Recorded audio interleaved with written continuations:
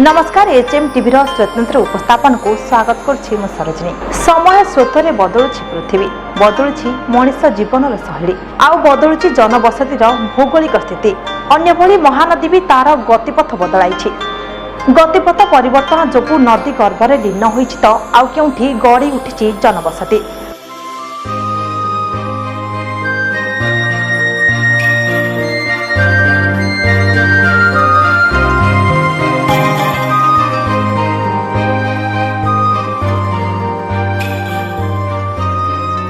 महानदीर अथल जलराशि पुणी दृश्यमान है 500 वर्षर प्राचीन गोपीनाथ मंदिर। मंदिरटी गत 11 वर्ष तले देखा मिलता। गत 4 दिन हेब पुणी दृश्यमान होइछि गोपीनाथ मंदिर चूड़ा। नयागढ़ जिला पद्मावती गाँव में महानदी गर्भरे देखा मिलता।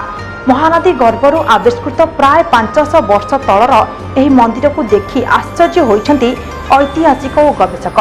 अथल महानदी गर्भरे लुचिछि कारुकार्यपूर्ण प्राचीन मंदिर।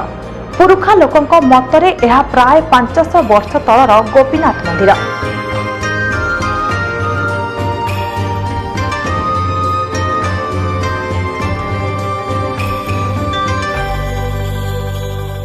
उन्नीस 33 मसीह महानदी आसीथिबा प्रलयंकारी बात्यारे पद्मावती समेत 7 पाटना लीन हो जाइथिला।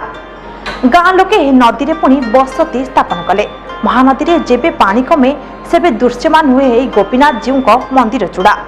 पूर्वरु एठारे रहिथिबा एक विराट जनबसती रे लोके माने एभली अनेक मंदिर प्रतिष्ठा कराई पूजा करि आसुथिले। एठारे 20 रु अधिक मंदिर प्रतिष्ठा करा जायथिला। सबुठारु उच्च गोपीनाथ मंदिरर उच्चता प्राय 60 फुट रु अधिक रहिथिला। नदी गर्भरे मंदिरर पश्चिम भाग बुड़ी रहिछि और पूर्व भाग ढली रहिथिबा देखिबाक मिलिछि।